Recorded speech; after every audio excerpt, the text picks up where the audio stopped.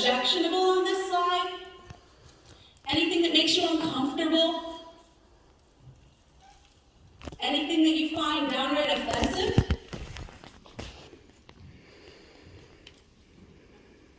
Nope. Awesome. Anybody else? Because I know that that's not everybody's answer. This is where you talk to me. You would say that in a professional environment, you're going to have somebody sitting proper in a suit, and you're sitting comfortably, Awesome. So, what's your name? Marisol. Marisol, that's right. What Marisol said is typically in a professional environment, you're going to see someone sitting properly. Maybe an official headshot of sorts. Not lounged on a chair like this. What the heck is that about? She didn't say that. I added that. But she said, it looks like you're confident, and I love it. That's awesome. Thank you, Marisol. What else do you see there? Great shoes. Yeah. Great shoes! Can you tell that's my brand? I was going to say the same thing, shoes. Awesome. Do you think everybody likes my shoes?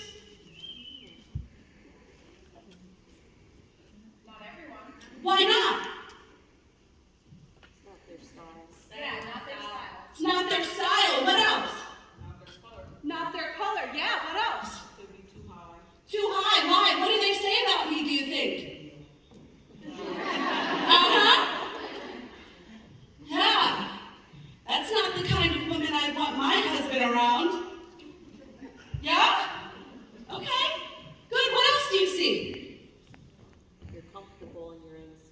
I'm comfortable in my own skin. Do you think it's hard to put a picture like this up in front of hundreds of women that all probably have seen you before? Can be difficult. Merely the name of my company makes people uncomfortable. Why? Tell me. Somebody tell me.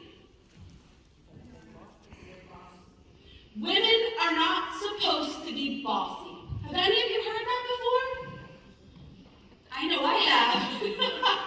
In the last 6 years, I've heard it quite a bit. Women aren't supposed to be bossy. And I even put the word girl beside it. Like, what are you trying to do to yourself, Kristal? I have to tell you all, I graduated from Messiah right here in 2020 with my master's degree. And my professor said to me, you can't do this, bossy girl. This is the beginning of your ruin. People will find you offensive, and nobody will want to work with you. Change your brand, and change your shoes. Well, as you can see, I didn't listen. And what I decided that I wanted to share with all of you and be willing to go first is that being confident and owning your power sometimes means standing alone. It is not easy to own your power. It is not easy to write your own story. But writing your own story means that you have the courage to live who you really are. And let me ask you, is there any lonelier place than living what somebody else believes you should be? Not to me.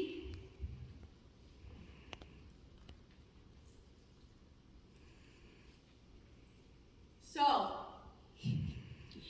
what do you think about that? I am bossy. I've been bossy since birth. My mom's sitting right over there. She'll tell you that that's the truth. And not only that, but I gave birth to an incredibly bossy little girl, so I know what that's about too. I am bossy. And my question for you is, why aren't you? Bossy is about owning your power. And that's what we're going to do today. I'm going to share a story with you. When I was getting ready for this presentation, I talk about owning your power all the time. And I'm going to have a moment of glory here. I'm going to tell you all. 6 years ago, after a brain injury, I was learning to read right again. Next month, I'm speaking in Singapore, teaching leadership to some of the biggest companies in the world. We can own our power and come out of the darkest places if we're willing to be who we really, really are. Okay? Now, when you look at this word, though, I thought, let me Google it. Let me see what comes up. Does anybody have any ideas what comes up when you Google the word bossy? Give me an idea. Controlling. Say it again. Controlling. Aggressive, controlling, good. Yeah, what else? Overpowering. Overpowering, yes. What else? Strict. Strict, yes. What else? Know-it-all. Know-it-all, yes. Any more? Domineering. Domineering. Let me show you a picture. This is what came up.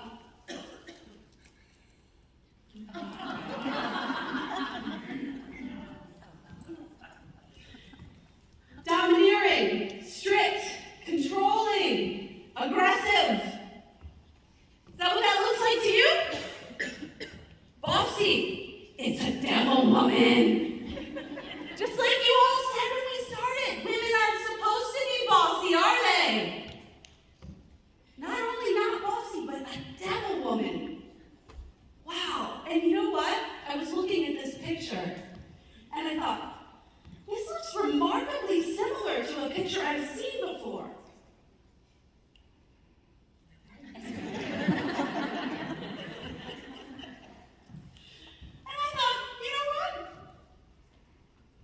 I'm okay with it.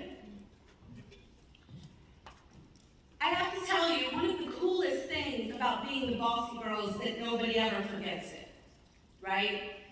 And almost daily, someone puts a post on social media and tags me, and typically, it's something that says, I'm not bossy, I'm the boss. And they'll be like, Kristal, I thought of you. And my first thought is, why? Why? Why do you think of me?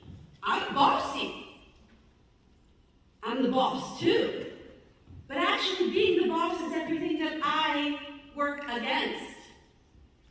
I'm a servant leader expert, and I teach love in action. I teach how to put your needs behind the needs of others. I'm not about being the boss. I'm not going to build my success on your back. We're going to build it together. And I'm going to help you to create your greatest good tomorrow. That you'll be better tomorrow than you are today. I'm not the boss. I'm bossy. I'm good with it. So, I thought I'd share with you how the Bossy Girl came to be. And I want you to know, this is not important because I even care that you have to know about my story. The reason that this is important is because I want you to know that if I owned my power in the darkness, you have the opportunity to do it too. And we can always own more of our power. Even if you're already standing in the light, there's more available for you and for me. But what happened was, that's actually my car. And one day, it was actually November, Kiana, what day? November 14th. And it will be 7 years ago in November. I was driving to work. On 15, actually, not far from here, stopped at a red light, and I was hit from behind by a truck at 55 miles per hour. As a result, I sustained a traumatic brain injury. I started having seizures. I was regularly going unconscious and could no longer read and write. And I have to tell you, that little girl that's not so little anymore, at the time I was a single mom of a 9-year-old little girl who's in that white shirt right there. And she was the one who had to pick me up when I went unconscious and fell down the stairs, and we spent our time learning how to call 911 when that would happen. She's incredible. But why does this matter? So through this process, I was working with doctors and trying to find my power again. At the time that I was hit by the truck, I was the training officer of the largest human services agency in the nation. I had 16,000 employees, and I was regularly teaching people how to lead and to do it in a way that would change their lives forever. Suddenly, I'm on welfare, I can't read and write, and I have no idea how I'll ever get out of the dark. So, I go to the neurologist, and I'm sitting there, and he shows up. It's a guy. He shows up with this piece of paper, right? And he's like, "Kristal, this is great news!" And I'm like, "It is? What is it?" He hands me this piece of paper, and he says, "You are now in the 30th percentile for your cognitive functioning. This is great! You don't need any more therapy! You're incredible!" And I look at him, a bit perplexed, and I say, "What?" He says, "You're fine now. Keep in mind, at the 30th percentile of cognitive functioning, I'm still not able to write in complete sentences. I can't read scholarly writing. I'm still reading books by taking a sticky note and summarizing each paragraph because I can't remember what each paragraph said one to the next. But I'm all better, according to him." And I looked at him and I said, "I'm all better?" He said, "Yeah, this is great." I said, "Okay. Would this be great for your daughter? Is this okay because I'm a woman? Is this okay? What is this about? Who do you think you are? I'm not all better." Do you know what he said to me? He said, "Well, aren't you bossy?" And in that moment, I knew that my life was now dedicated to this mission, that women would never again be quieted by a word that keeps us small and puts out our light. I wasn't going to allow this for my daughters, for your daughters, for you, or for me. Because men aren't called bossy. The only women who are called bossy are the ones who are willing to use their voice, who have a mission, and are willing to lead fearlessly. Please know, just by being the bossy girl, that doesn't mean that I give any license to anyone who is trying to be a bitch. These are different. Being a bitch is unacceptable. I teach love for a living. Every single one of you, I would put your needs before mine all day, every day. I'm not a bitch, but I am bossy. I will raise my hand. I will speak my truth. And I will lead. I have a mission. And I'm okay with that. And I want you to be too. So my recovery wasn't pretty. Took many, many, many months, 6 months of sitting in the dark, only able to color and cook, not able to drive. Imagine no screens, no television, no music, no reading, no books. And 6 months later, I'm not any better. And all I'm getting told is that I'm bossy. So in that moment, the bossy girl was born in a whole new way. I was bossy from birth, let me tell you. But now my life was on the line. And everything is different when your life and your child's life is on the line. Nothing is the same anymore. And you can't really see this in this picture, but in the picture on the right-hand side, I have 50 leads in my hair. I have a pack on my side. I have cords coming out of the back of my head, and there's a zipper coming out of my head. And I'm trying to figure out how I can be in front of my daughter and her friends and not be an embarrassment.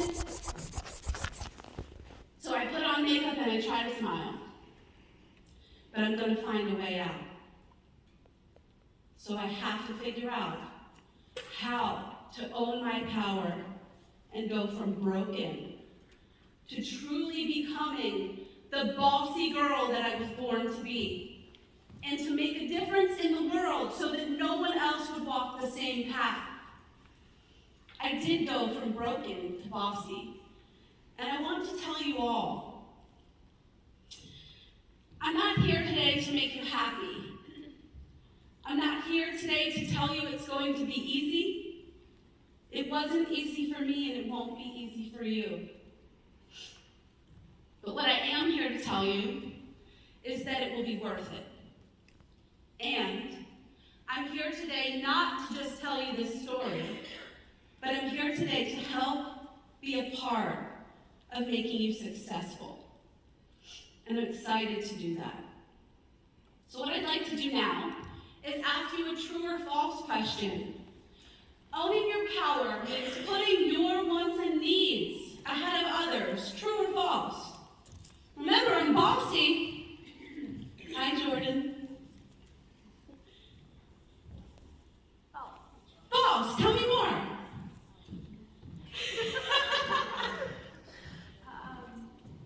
Being a servant leader means you are bossy and you're bossy, but you're still your others. What is your name? Jessie. If you all could have seen Jessie's face right now, you would have been as inspired as I am. She said it like this. She said, listen, being a servant leader means you can put others' needs first. And she said it with attitude. You can be a servant leader and still be bossy. Yeah. Right? Love it. I would have snapped, but they got this. Oh. So, yeah. Good. Yes. False. Any other thoughts or feelings about this?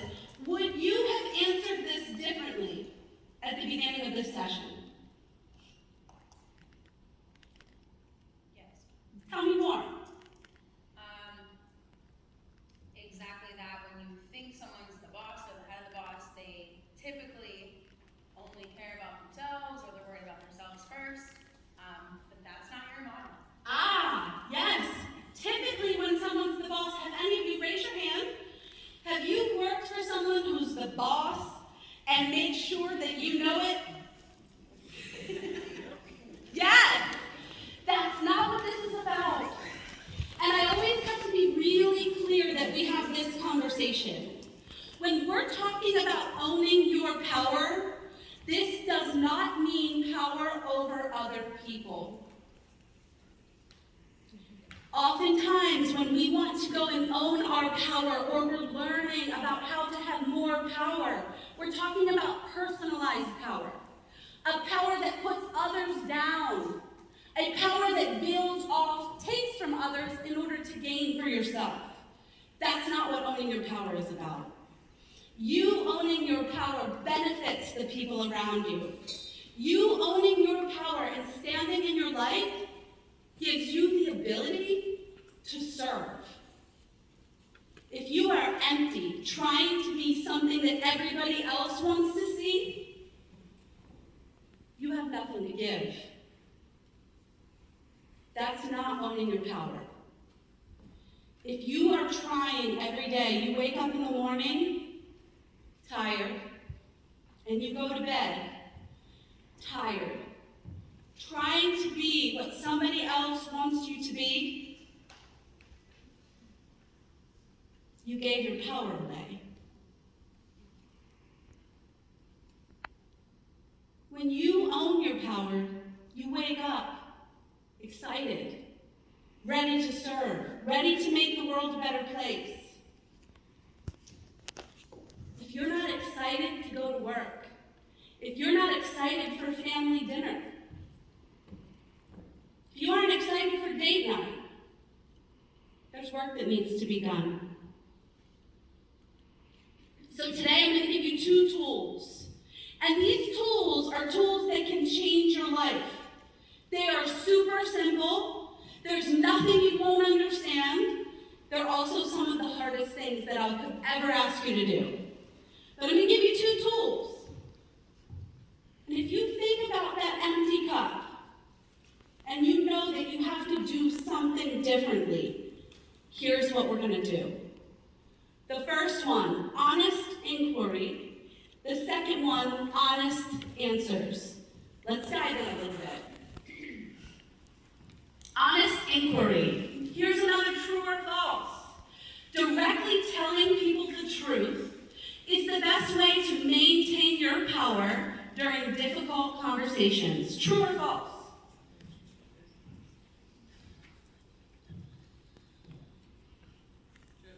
True. Tell me more.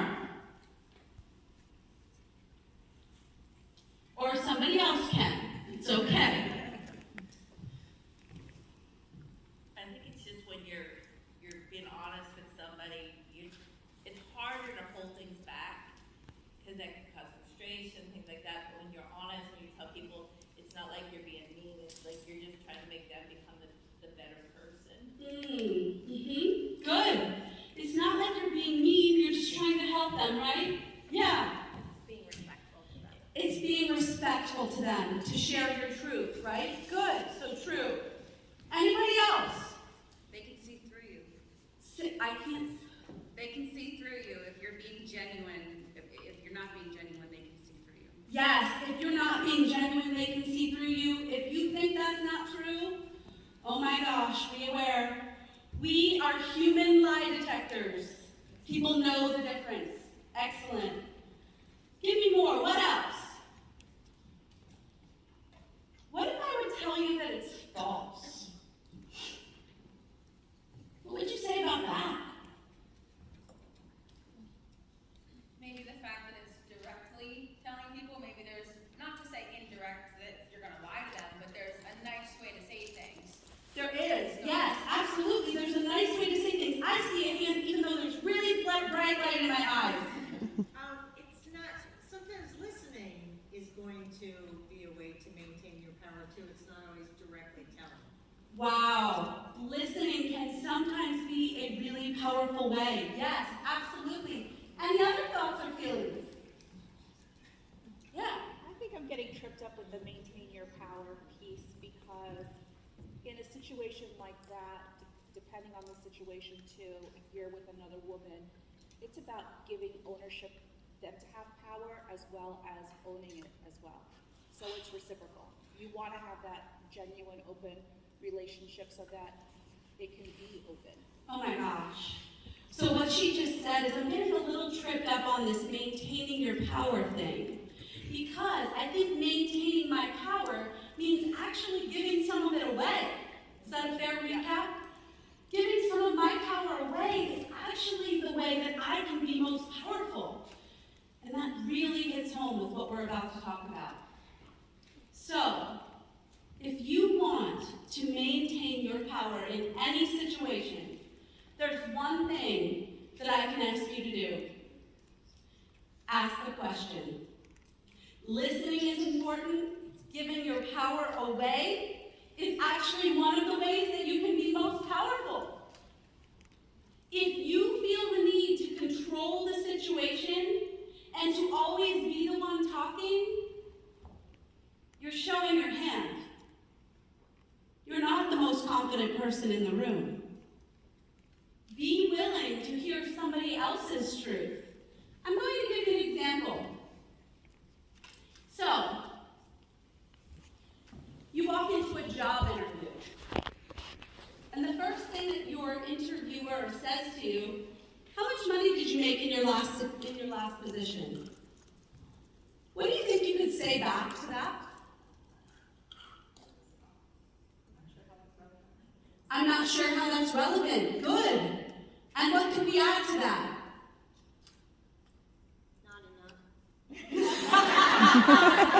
Not enough. That's a great one. I like that. What else could we add to that? I'm not sure how that's relevant. Why do you ask? Why do you ask? Good. How about this one? So, I have to tell you, I have seen women do some of the most incredible things. I did my thesis on some of the most influential women in Pennsylvania. I interviewed them across the board. And I watched these superheroes just soar. It was incredible. But every single one of them, in one way or another, brought up the term imposter syndrome without me asking about it. They also brought up the conflict between women, right? But we're not going to talk about that too much today. We're going to stay focused on this. But these women are running hospitals, running universities, building businesses, have thousands and thousands of employees, doing the impossible. And somebody looks at them and says, "Do you know how pretty you look?" What do you think happens?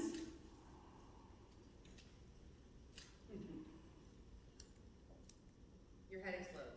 Your head explodes. Yeah, it can, right? What else happens sometimes?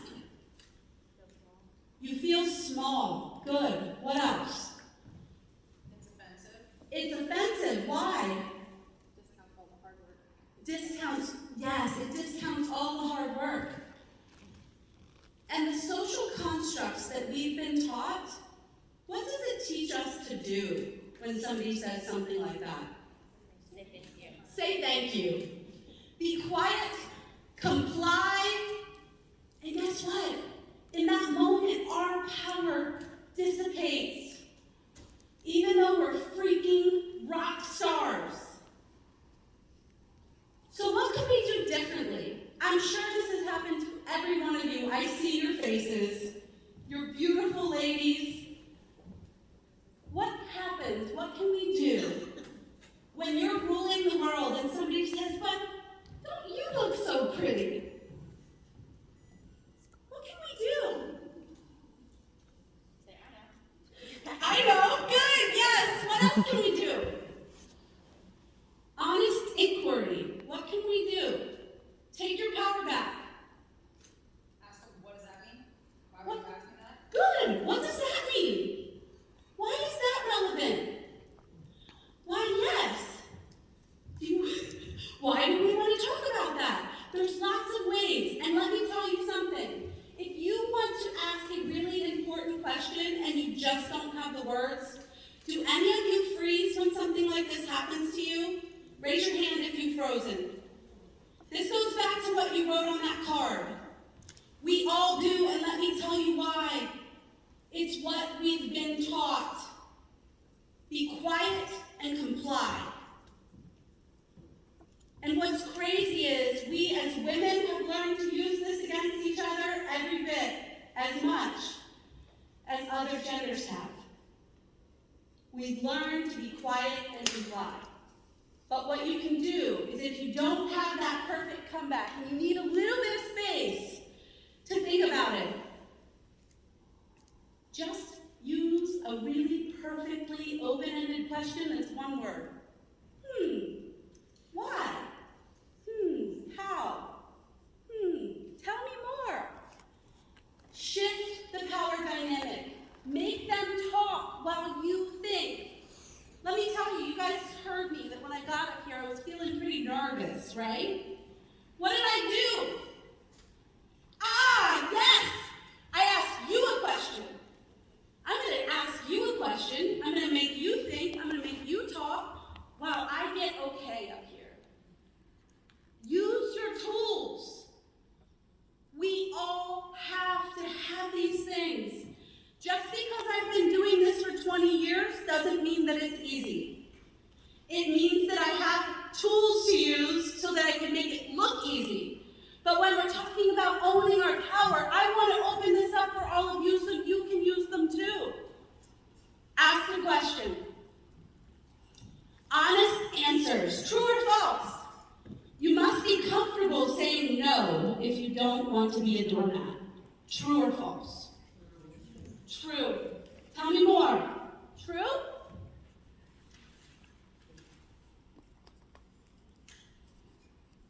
Do you? I don't think you have to say the word no.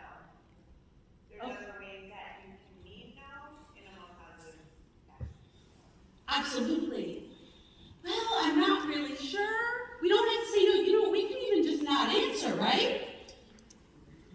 We can avoid it. We can walk away. way. There's ways we can do it without saying no, absolutely. What if I told you that this is false? Tell me why it's false. Yeah. It's a growth opportunity. It's a growth opportunity. Good. Did I cut you off? Are you going to say something else? No. What if I told you, I don't care if you're comfortable. I didn't start taking promotions until I started saying yes. I didn't start taking promotions until I started saying yes, right? Was that comfortable? You guys just think, no, not comfortable. There's a lot of things that we are going to have to unlearn if we want to own our power. When I was sitting in that doctor's office, what are we taught? And I don't care what gender we are. If you're sitting in a doctor's office and the doctor tells you you're all better, what's your answer supposed to be? Okay, thank you. You're amazing. You made me all better. Ah! Right? No. But it's not going to be comfortable to look people in the face and say, no, you're wrong. That's not good enough for me. No, you're wrong. I will not do what you asked me to do. No. And I have to tell you, we don't have enough time for this today, but most of the sessions that I do are typically full-day sessions. And I will do an exercise where I will ask women, no matter what I say to you, I want you to say no. How do you think that goes?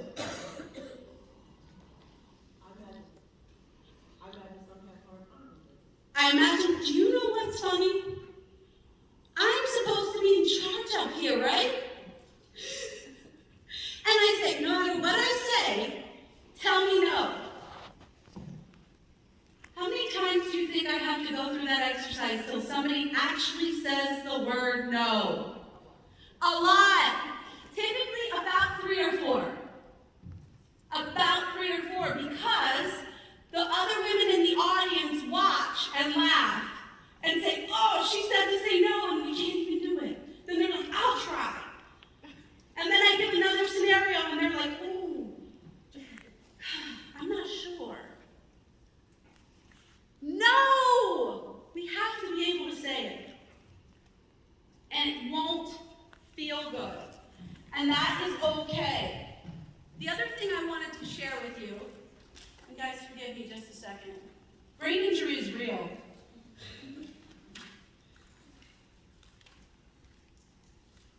Yes, okay.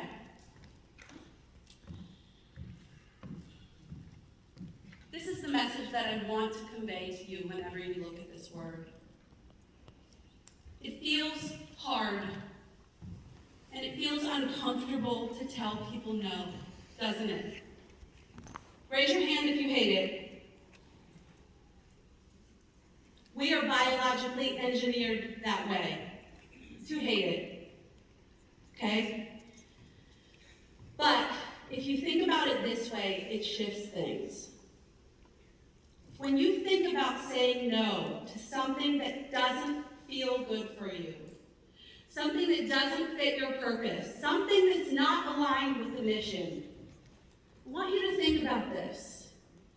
When you say yes to something that you should say no to, you're saying no to something that is far more important, to something or someone that is far more important.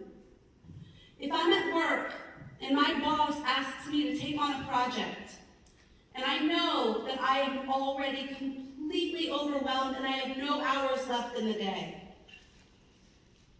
but I don't feel comfortable saying no, so I say yes. Who am I now saying no to?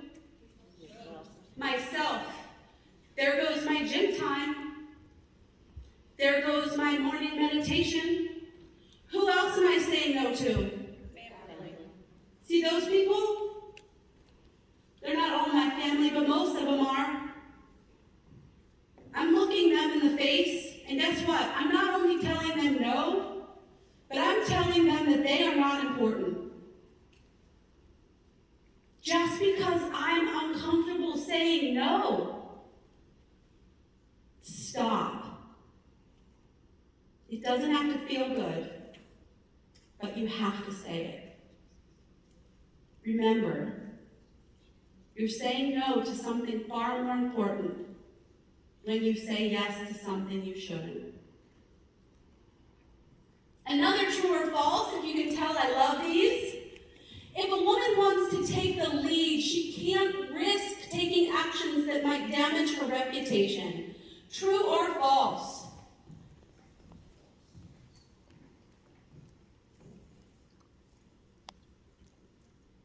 False. False. Tell me more. I believe women that actually pave the way don't really care about their reputation. Woo! She says false. Women that pave the way don't care about their reputation. I love it. And I'm going to pick on you just a little bit because it's totally the right answer. Okay? But let me ask you, do you think women that pave the way care about their reputation? They do, right? But what's more important? Leading the way. Accomplishing the mission. Doing what we say we're going to do. Making people better tomorrow than they are today. They do care. But the reputation is just what someone else is expecting. And that is brilliant. And it brings me to something really, really important. When you care about your reputation more than you care about your people and your mission, I want to ask you, who are you giving your power to? You don't have to answer this. I just want you to think about this for a minute.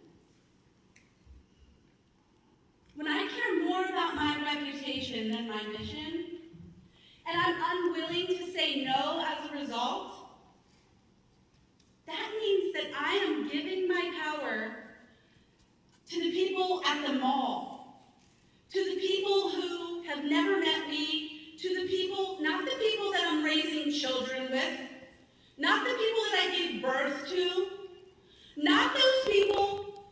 I care about everybody else that I've never even met. Who are you giving your power to?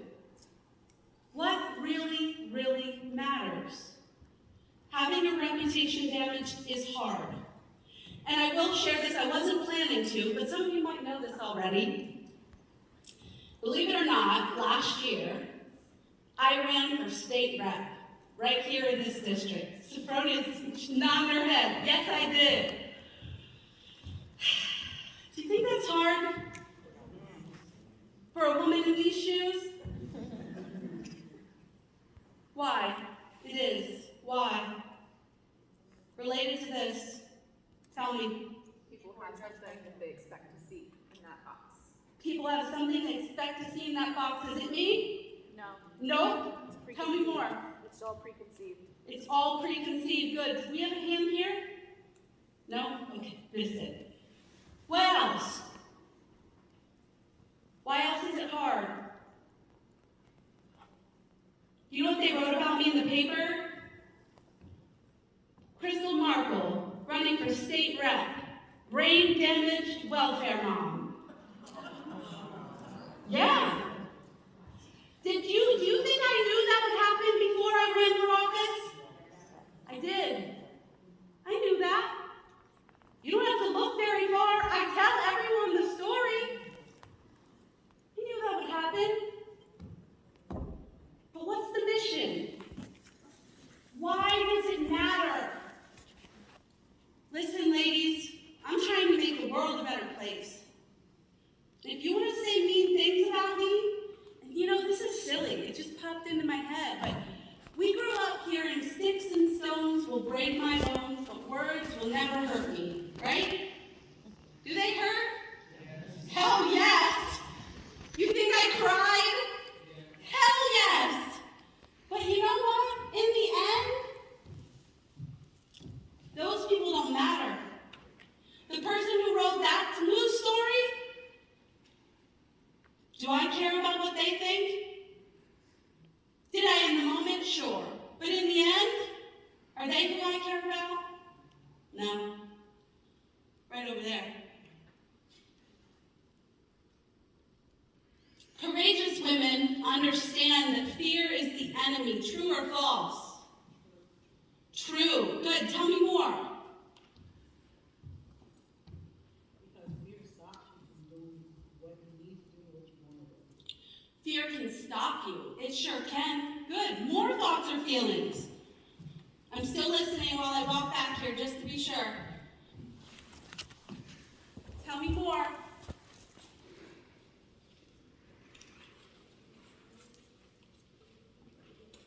Is it true? Yeah. I think adding occurs, I think fear is going to be a natural emotion that's going to occur, but I think allowing it to stop you is the problem. I think you got to overcome it. So fear can be the enemy, right? If it stops us, it can be the enemy. It can also be our greatest ally.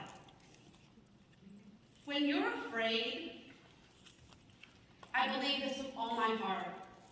And I also believe I've walked a story that shows that I'm willing to eat my own cooking. When you are afraid, it means you're about to do something worthwhile.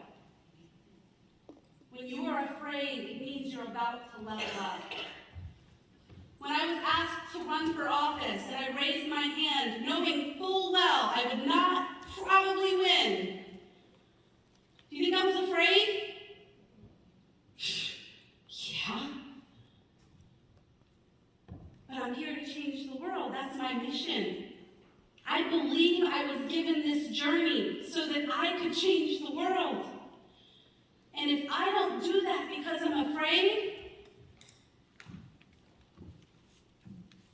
all of the power that has been instilled in me because of that journey was for nothing. And what I want to ask each one of you, when you get afraid, step in the freaking ring and battle. And anybody who doesn't like it and who's standing on the outside pointing fingers, calling you names, they mean nothing until they're in that freaking ring fighting with you. Get beside me if you have something to say. We're leading a movement here. Get out of my way. Let's battle. I'm afraid, but I'm putting on the war paint and I'm ready to go. Come with me. All right. Now, one more tool. Oh my goodness, we're running out of time, ladies. Are we having fun? Yes. Yes! I'm so getting a selfie with all of you when we're finished here. This is a good time. All right. The assertiveness chart. This is a Bossy Girl original. So we're going to share a little bit about this with you. So in every situation you have, this is a tool that you can use. Is there anyone who's willing to be courageous and brave, even though you could feel uncomfortable, and share the situation that is on your card? Awesome. Talk to me. Stand up so I can make sure that everybody can hear you. Sure. So when my mother-in-law asked to stay with us over the holidays. Perfect example. This is perfect. Okay. My mother-in-law asked to stay with us over the holidays. This is perfect. You guys love this? Have you been here? Raise your hand. All right, you guys see we're all in this together. It might not be your mother-in-law, but I guarantee it's somebody. Right? Okay. So, this is what we're going to do. Relationship. You can see there are two axes here. The farther we are to the right, the more important the relationship is. The farther we are to the left, the less important the relationship is. Let me ask you, when we're talking about our mother-in-law, where might this relationship go? I'm going to see if this laser pointer will be something you can see. If it's not, I might actually just walk over here. It'll be easier. So how far over does this relationship go? Tell me when to stop. About here? Keep going? About here? Depends on how much we like our mother-in-law, right? I love it. So it depends on how much person, but my guess is that even if we don't really love the relationship with the mother-in-law, our relationship with our significant is deeply affected by our ability to handle this well, right? Okay. So honestly, this relationship is probably pretty far over here because this is the life and death of your relationship, essentially. Or not, whatever. So, the next thing we have to do is the issue. How important is it? The higher we go, the more important the issue is. As you can see, I am vertically challenged, which is why I wear 6-inch heels, so I'm not going to be able to get up there high enough. But tell me when to stop. Can you guys see that? Okay. Stop. Here? Yeah. I think that's fair. Holidays about halfway up. Do you guys feel good about that? Awesome. All right, this is where this takes us now. We go straight across, and right here, right? We're about here in this relationship, in this assertiveness chart, ish. Now, everything from this arrow down means you are fairly passive. On a scale, understand that doesn't mean, now if you're down here, you're almost comatose and you really don't care. Right? If this is about where we're going for dinner tonight, or if we're having steak or chicken, whatever, who cares? Doesn't matter. We get up here, kind of matters, right? This line is assertiveness. Somebody give me a statement that might be fairly assertive in this case. How could we respond to the mother-in-law if, say, we don't want her to come? We want to enjoy the family together.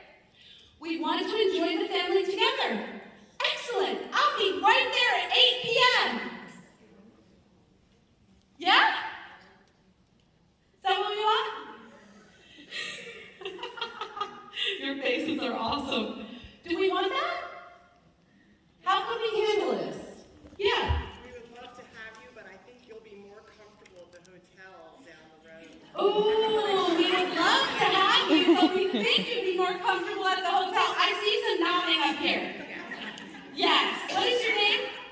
Me? Yeah. Leanne. Me. Yeah. Carly. Carly says, yes, girl. Leah, you're my girl. She's happy with that. Awesome. There's many different ways you can handle this, right? It might be something to the effect of, I understand that you don't have anywhere else to go for the holidays. I am really excited to have the opportunity to see you. Would you be okay if we celebrated our Christmas and then you came tomorrow and we will do it together? A nice compromise. It's assertive.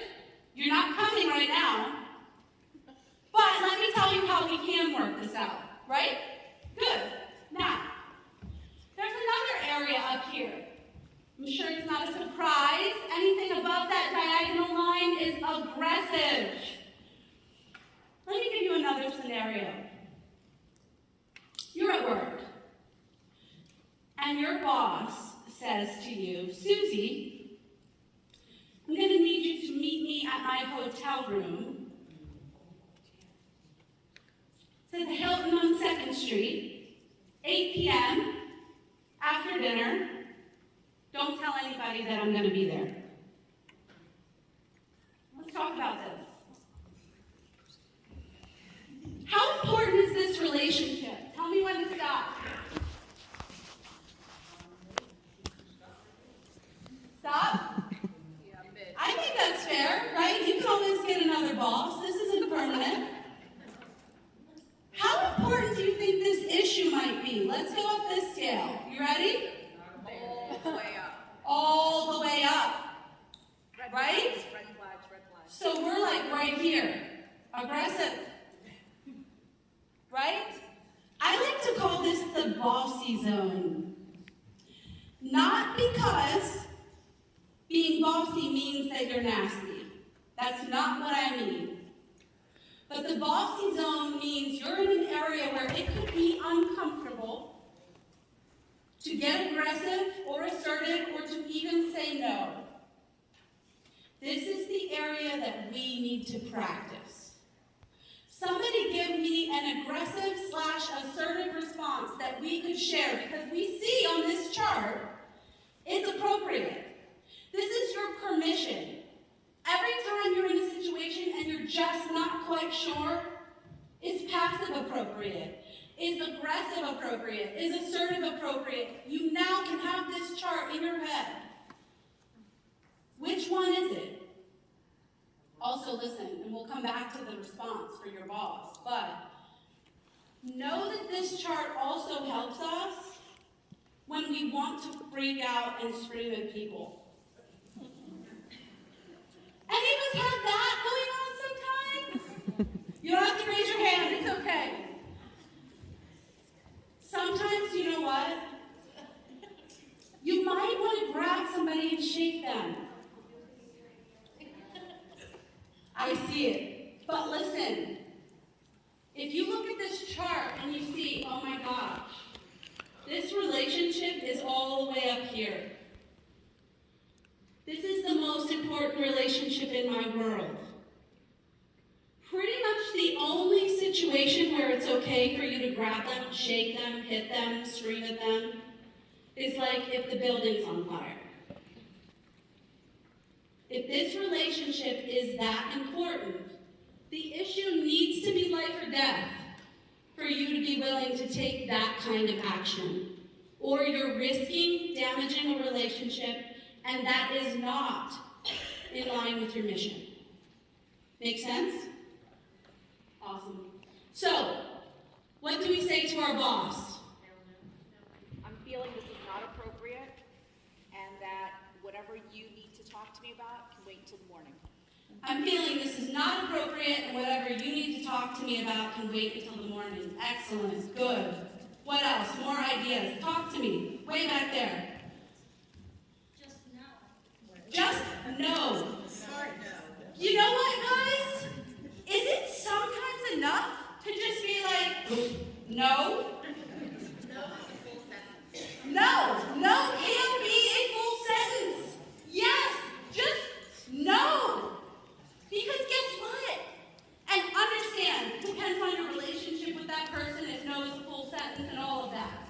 But if they are willing to ask you to sacrifice your relationship, your family, your dignity, your ethics, and your values, no is a full sentence. I just spit. I was that excited. No. I want everybody to say it with me on the count of 3, and I want you to mean it. 1, 2, 3. No. One more time. 1, 2, 3. No. Awesome. No can be a full sentence. And I need you to use it as such when it's important. Because when we say yes and we should have said no, what does that mean? That's it. Good job. Sometimes people think passive means happy. Sometimes people think aggressive is bad. Neither of those things are true. If we are passive when we should be aggressive, if we are passive with our boss, where does that land us? Not in a great place. It's not going to be happy. You might not have to have the discomfort in the moment, but I promise you'll have more discomfort later. All kinds of ways. And aggressive sometimes seems like it's bad, right? But let me tell you, you guys are going to think I'm making this up. I'm not though. And everybody over there will shake their head. On top of everything else, I had a fire right before Election Day, 2 weeks before Election Day. Me, my 2 kids, and my dog had to live in a hotel room. Let me tell you something, not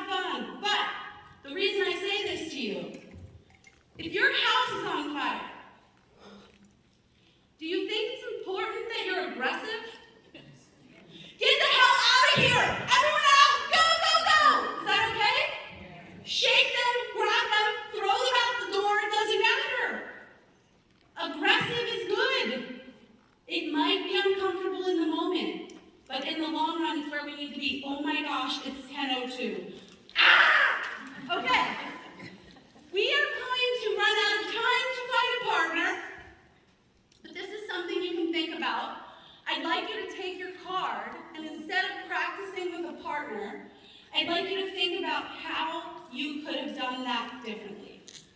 Thinking about the assertiveness chart, thinking about honest inquiry. You could ask a question, or thinking about honest answers. Maybe you could tell them no. Then, I want you to think about how have you made yourself smaller or your voice quieter because you are a woman leading in a man's world? What is one step towards courage? Look at that card and know there's something that you can do to take your power to the next level. I'd like you to write that one thing down and do it in the next 24 hours. It will feel uncomfortable, but you will be forever changed. And the last thought I'd like to leave with you before we're finished for the day is this. Owning your power is hard.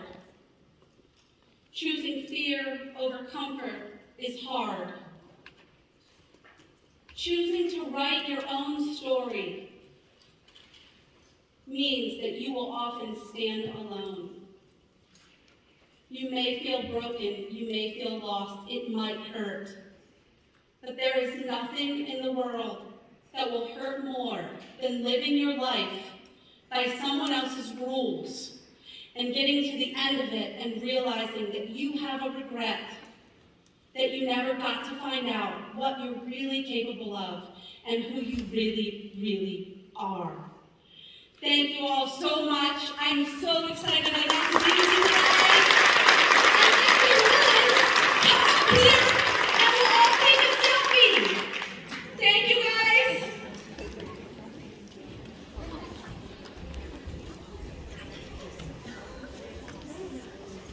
Thank you so much, Kristal. We actually have a gift for you.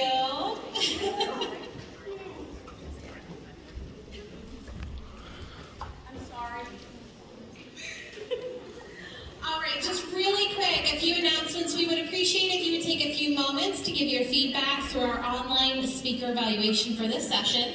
The QR code is in your program. You received at registration next to respective sessions or on the door as you leave. Our Mounts Jewelers drawing will take place in Palmer Hall at 3:50 today. And remember to leave your name badge in the bins by the doors when you leave today. Thank you and enjoy the rest of the day.